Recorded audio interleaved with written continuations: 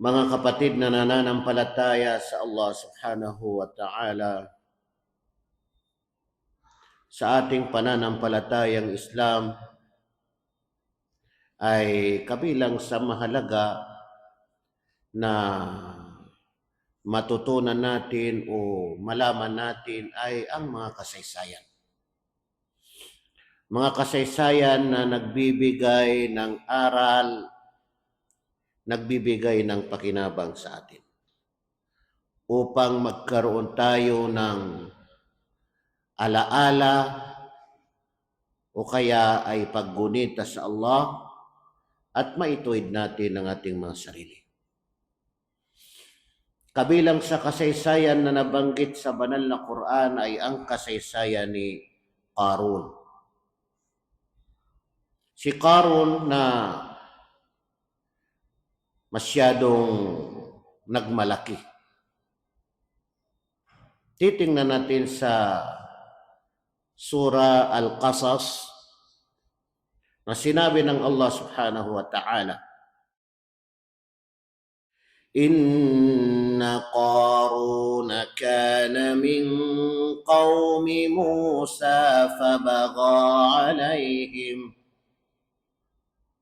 wa atainahu minal kunuzi ma inna mafatihahu latanu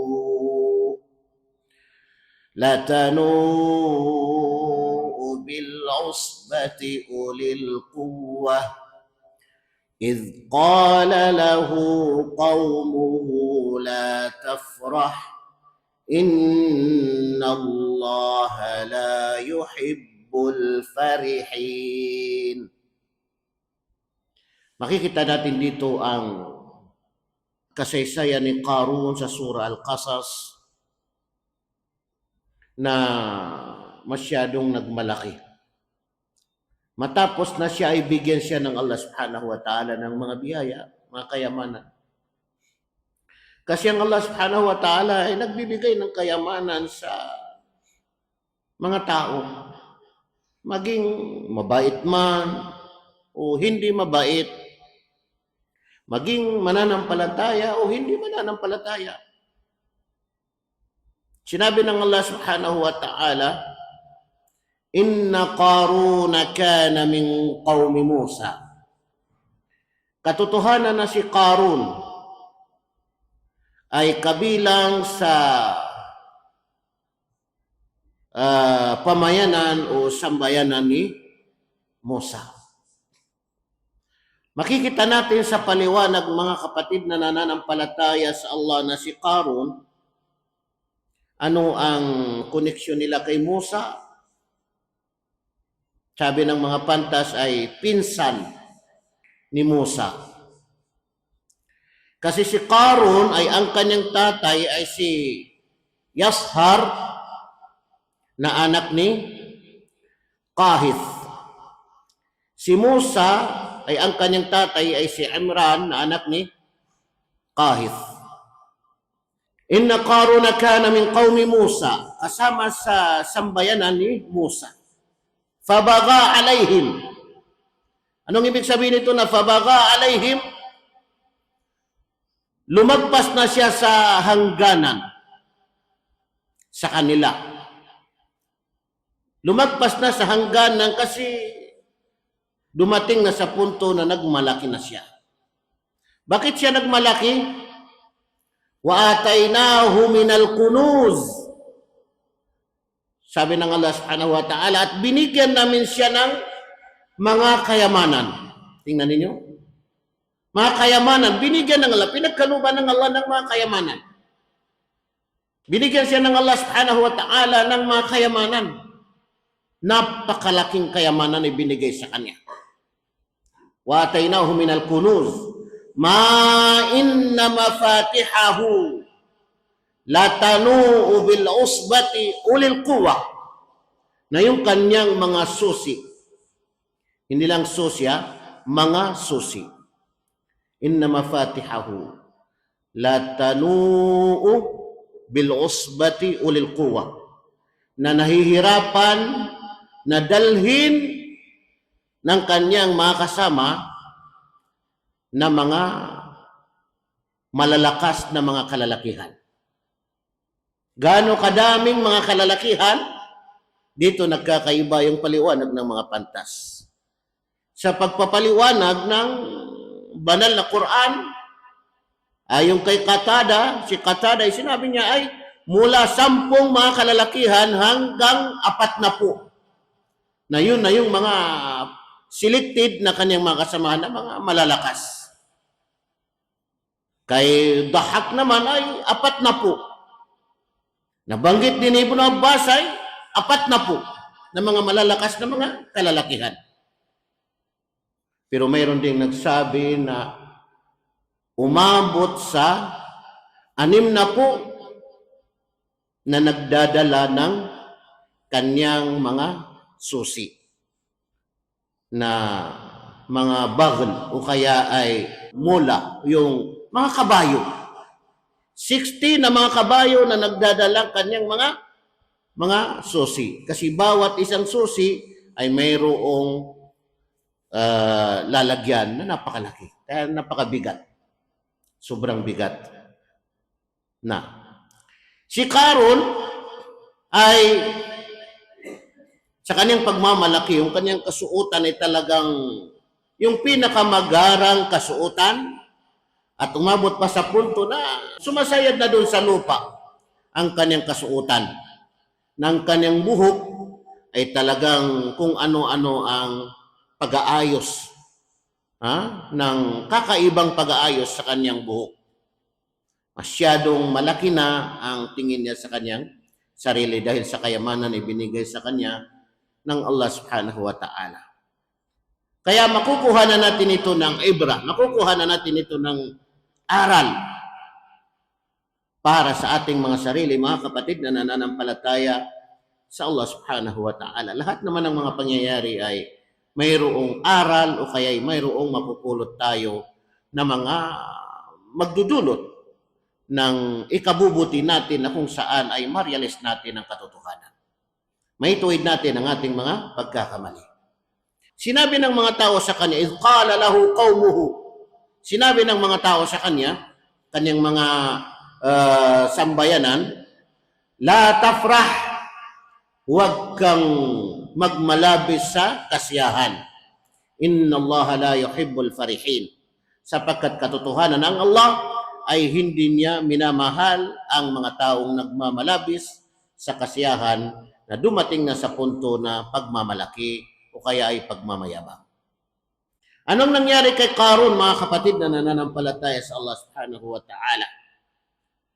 Sa mga karugtong na mga talata na sinabi ng Allah subhanahu wa ta'ala, فَخَسَفْنَا بِهِ وَبِدَارِهِ الْأَرْضِ. Na pinalunok namin, sabi ng Allah, siya at ang kanyang tahanan sa lupa. Sinisip-sip siya ng lupa. Sa paliwanag ni Propeta Muhammad sallallahu alaihi wasallam na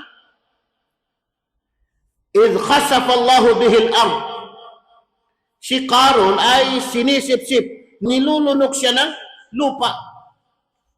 Yung parang nakikita natin na yung lupa, nagbukas yung lupa at unti-unti siyang pumupunta sa ila, pababa ng pababa. Hindi lamang siya, kundi yung pati ang kanyang tahanan, siya nabanggit sa banal na Quran.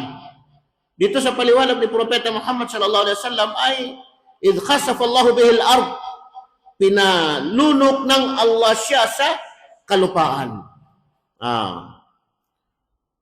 So ano ang nangyayari kay Qarun? Fahuwa yatajaljalu fiha. Ibig sabihin nito ay Patuloy siyang lumulubog ila yaumil qiyamah. hanggang, sabi ni Propeta, sa yaumul qiyamah, hanggang sa muling pagkabuhay, ay tuloy-tuloy pa rin yung kanyang kaparusahan dito sa ilalim ng kalupaan. Hanggang sa pagdating ng araw ng muling pagkabuhay. Yan, mga kapatid na nananampalataya sa Allah subhanahu wa ta'ala, ang isa sa nagbibigay ng aral na anuman ang ibinigay sa atin ng Allah na kayamanan ay huwag natin itong ipagmayabang. Hindi naman ibig sabihin na hindi na tayo mag-ipon ng pera, hindi na tayo bibili ng mga gamit, o hindi na tayo magsuot ng mga magagandang kasuotan, o hindi na tayo kakain ng mga masasarap na mga pagkain. Kasi nangyari din ito sa panahon ni Propeta Muhammad sallallahu alaihi wasallam na noong gawin ni Propeta si Salman al-Farisi at saka si Abu Darda bilang tunay na magkapatid, napansin ni Salman al-Farisi ang nanay ni Abu Darda na malungkot. Kinausap niya kung bakit siya malungkot. Kasi sabi niya, yung kapatid mo na si Abu Darda, nakaligtaan niya ang mundo. Wala na. Kasi halos hindi na kumakain.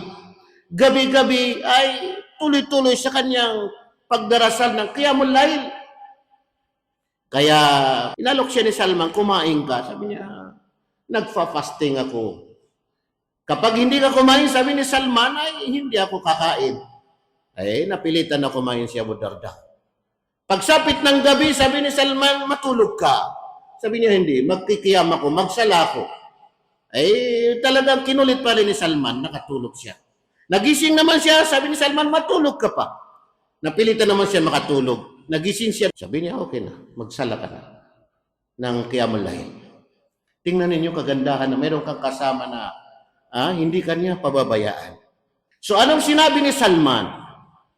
Sinabi ni Salman, sabi niya, inna li rabbika alayka haqqa, wa li nafsika alayka haqqa, wa li ahlika alayka haqqa, fa'a'ti kulli dhi haqqin haqqahu.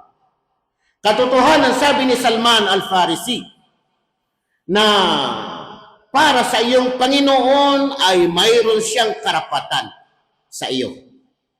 Inna li rabbika alayka haqqa. Katotohanan na para sa iyong Panginoon ang Allah, mayroon siyang karapatan sa iyo na dapat mong ibigay. Walinafsika alayka haqqa. At para sa iyong sarili, ang iyong sarili, mayroon siyang karapatan sa iyo. Dapat mong ibigay. Wali ahlika alayka haqqa. At para sa iyong pamilya, mayroon siyang karapatan sa iyo na dapat mong ibigay. Karapatan ng Allah sa iyo, dapat mong ibigay. Karapatan ng iyong sarili sa iyo, dapat mong ibigay. Karapatan ng iyong pamilya sa iyo, dapat mong ibigay. Fa'a'ti kulli dhi haqqin haqqahu. Kaya sabi ni Salman al-Farisi, fa'a'ti kulli dhi haqqin. Ibigay mo sa bawat nagmamay-ari ng karapatan.